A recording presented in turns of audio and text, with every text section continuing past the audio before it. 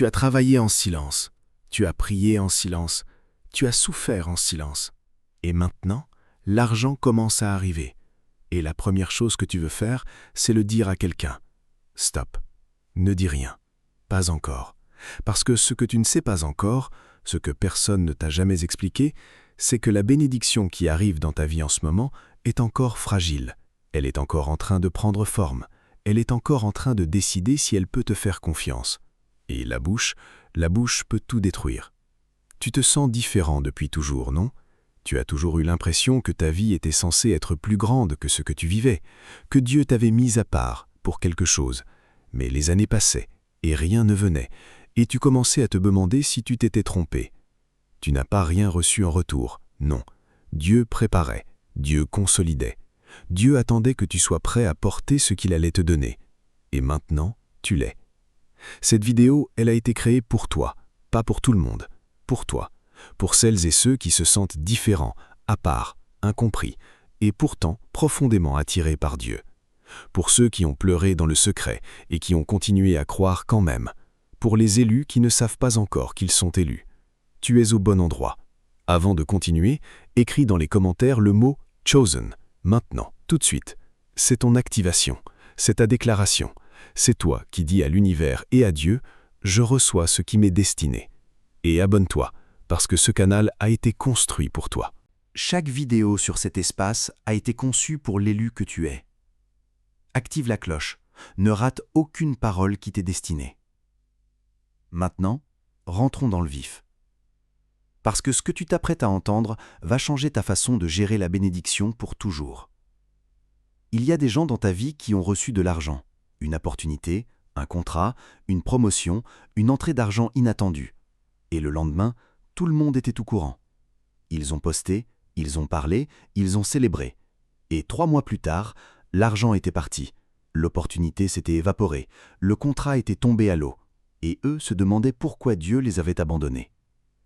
Mais Dieu ne les avait pas abandonnés, c'est leur bouche qui avait tout détruit. Et toi, tu as regardé ça, tu l'as vu, tu l'as même peut-être vécu toi-même, et quelque chose en toi t'a dit « Il y a une loi ici que je ne comprends pas encore ». Cette loi, aujourd'hui, je vais te l'expliquer entièrement. Mais d'abord, il faut qu'on comprenne quelque chose de fondamental. Qu'est-ce que ça veut dire être un chosen one ? Le chosen one, l'élu, ce n'est pas quelqu'un de parfait.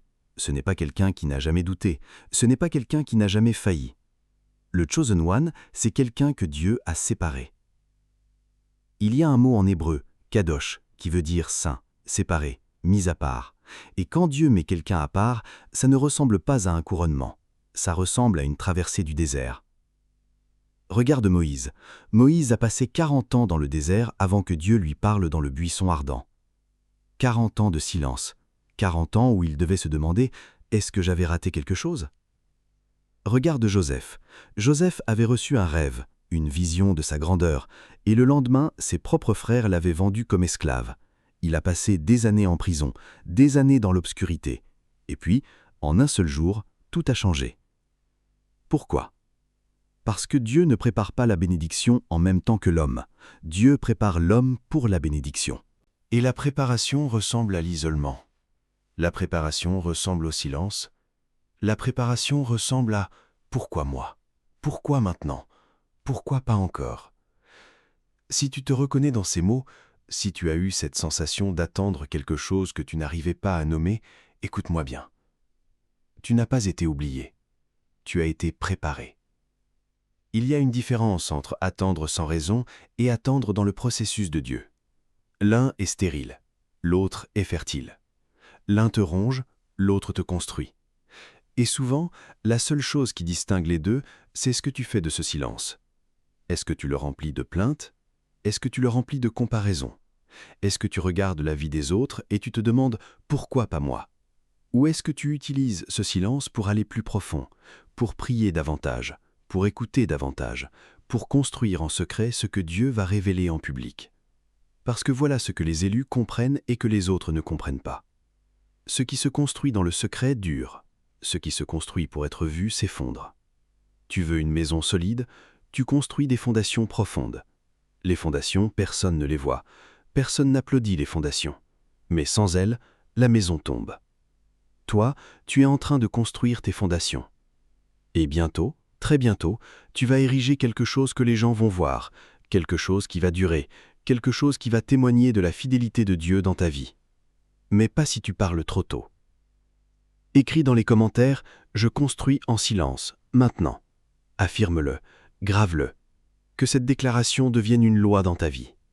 Parce que dans la prochaine section, je vais te parler d'une chose que beaucoup de croyants n'ont jamais osé dire à voix haute. Le silence de Dieu. Et pourquoi ce silence n'est pas ce que tu crois. Il y a une prière que tu as faite, peut-être il y a 1 an, peut-être il y a 5 ans, une prière sincère, une prière du fond de toi-même, pas une prière de routine, une prière de désespoir, une prière de vérité. Et après cette prière, le silence. Pas de signe, pas de réponse claire, pas de miracle spectaculaire, et tu as continué à prier, et le silence a continué. Et quelque part, dans les couches les plus profondes de ton âme, une pensée s'est glissée.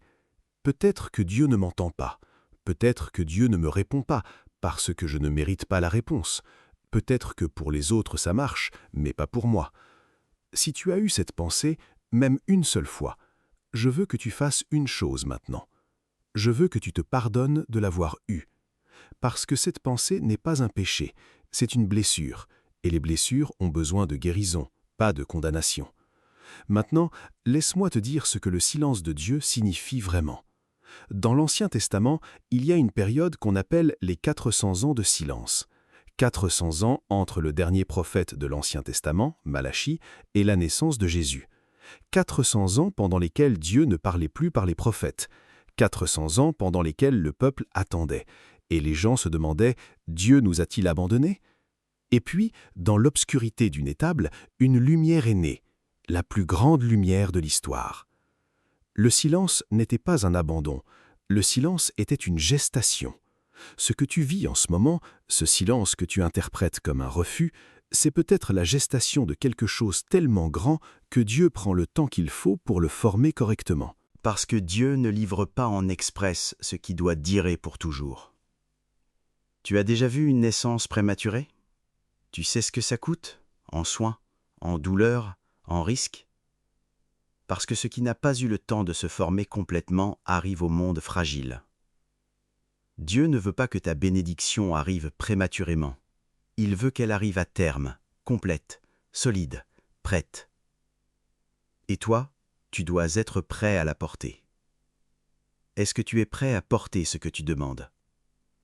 C'est une question sérieuse, pas rhétorique. Si Dieu t'avait donné il y a 3 ans ce que tu lui demandes aujourd'hui, qu'est-ce qui se serait passé ? Sois honnête. La vérité, et je dis ça avec amour, la vérité c'est que pour beaucoup d'entre nous, si Dieu nous avait donné trop tôt ce que nous demandions, ça nous aurait détruits. Parce qu'on n'avait pas encore la maturité spirituelle pour le gérer. On n'avait pas encore l'humilité pour ne pas s'enorgueillir, on n'avait pas encore la sagesse pour ne pas le gaspiller. La grâce de Dieu, c'est parfois dans le délai. Et voilà pourquoi le silence de Dieu est sacré. Le silence, c'est l'espace dans lequel Dieu te sculpte. C'est l'espace dans lequel il enlève ce qui ne doit pas rester. C'est l'espace dans lequel il construit en toi ce qui doit exister avant que la bénédiction arrive. Alors, la prochaine fois que tu entends le silence, ne le lis pas comme un refus. Lis-le comme un « pas encore, mais je travaille ». Lis-le comme un « je te prépare pour ce que tu ne pourrais pas encore porter ». Lis-le comme un « fais-moi confiance ». Est-ce que tu peux lui faire confiance dans le silence ? Écris dans les commentaires « je te fais confiance dans le silence ». Dis-le à Dieu maintenant, pas à moi, à lui. Que ces mots deviennent ta prière de ce soir. Parce que ce qui vient après le silence, ce qui arrive après que tu aies appris à lui faire confiance dans l'obscurité, c'est là que les choses deviennent extraordinaires. Dans la prochaine section, on rentre dans le cœur du sujet. Pourquoi l'argent, la bénédiction financière, arrive précisément dans le silence, et comment ne pas la détruire dès qu'elle commence à se manifester. Il existe une loi universelle, que tu sois spirituel ou non, que les grands investisseurs connaissent, que les bâtisseurs d'empires connaissent, que les moines contemplatifs connaissent. Cette loi s'appelle la loi de la gestation silencieuse. Tout ce qui est grand commence petit et invisible. Une graine ne crie pas qu'elle est en train de germer. Un enfant dans le ventre de sa mère ne fait pas d'annonce publique. Une rivière commence par une source que personne ne voit. La bénédiction financière obéit à cette même loi. Et voici pourquoi. L'argent, la vraie richesse, pas le coup de chance, pas le bien ponctuel, la vraie richesse est construite sur la confiance. La confiance en toi-même, la confiance des autres en toi, et quelque chose de beaucoup plus profond, la confiance de Dieu en ta capacité à gérer ce qu'il te confie. Ce mot est clé, confier, confiance. Dans la parabole des talents, tu la connais peut-être, un maître confie des talents à 3 serviteurs. À l'un, il donne 5 talents, à l'autre 2, au dernier 1, et il part en voyage. Il ne leur dit pas quoi faire, il ne reste pas pour surveiller, il leur fait confiance. Et quand il revient, il ne demande pas combien tu as prié, il ne demande pas si tu étais visible, il demande « Qu'as-tu fait de ce que je t'ai confié ?» 2 serviteurs ont fait fructifier. Le 3e, par peur, a caché son talent dans la terre. Et le maître retire le talent du 3e pour le donner au premier. Pourquoi ? Parce que la ressource va là où elle est bien gérée. Et la gestion commence par le silence. Voici ce que je veux dire concrètement. Quand une bénédiction financière commence à arriver dans ta vie, une nouvelle source de revenus, une opportunité de business, une promotion, un contrat, elle est encore à l'état de graine. Elle a une énergie propre, elle a une trajectoire, elle a une vulnérabilité. Et quand tu en parles trop tôt, à tort et à travers, plusieurs choses se produisent simultanément. Premièrement, tu exposes la graine avant qu'elle ait des racines. Les gens qui t'entourent, même ceux qui t'aiment, ont leur propre peur, leur propre jalousie, leurs propres énergies. Et quand tu partages trop tôt, tu invites ces énergies dans ton espace. Certains vont douter pour toi, certains vont te mettre en garde, pas par sagesse, mais par peur. Certains vont sourire en face et décourager dans le dos. Et toi, tu es encore fragile dans cette étape. Tu as encore besoin de croire, et le doute des autres peut infecter ta foi. Deuxièmement, tu disperses ton énergie. Il y a une énergie concentrée dans un projet secret, une intensité, une clarté.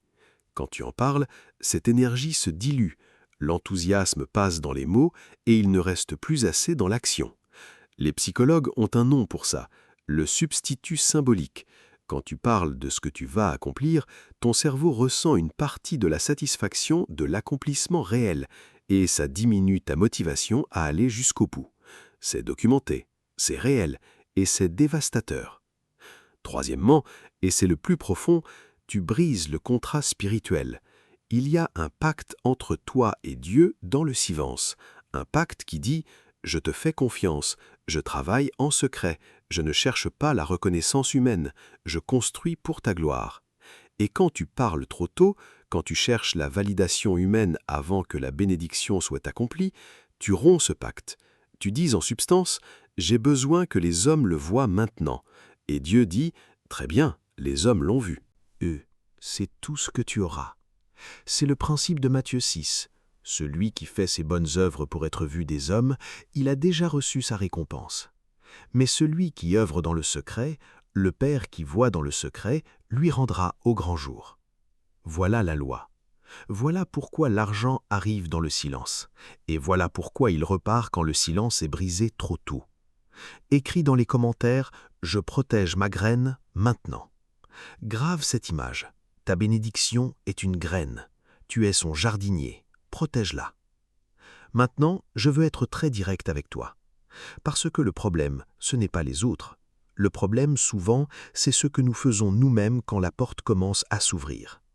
Et je vais te parler des 5 erreurs les plus communes que font les élus, les gens profondément spirituels, profondément sincères dans leur foi, quand la bénédiction financière commence à arriver.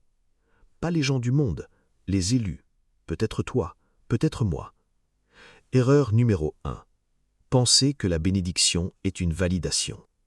Quand l'argent commence à arriver, la tentation est immense de dire « Tu vois, j'avais raison, je l'avais dit, Dieu m'a donné raison ». Et tu vas retrouver les gens qui doutaient de toi, les gens qui t'avaient regardé de travers, les gens qui t'avaient découragé, et tu vas vouloir, consciemment ou non, leur montrer. C'est humain, c'est compréhensible, et c'est dangereux. Dans une voix douce et subtile. En hébreu, Kol Demama Daka, la voix du silence ténu. La voix fine du silence. Dieu parle dans le silence. Et si tu n'apprends pas à habiter le silence, tu ne l'entendras jamais. Mais si tu apprends, si tu choisis de faire du silence ton espace de croissance et non ton ennemi, alors tu vas entendre des choses que peu entendent.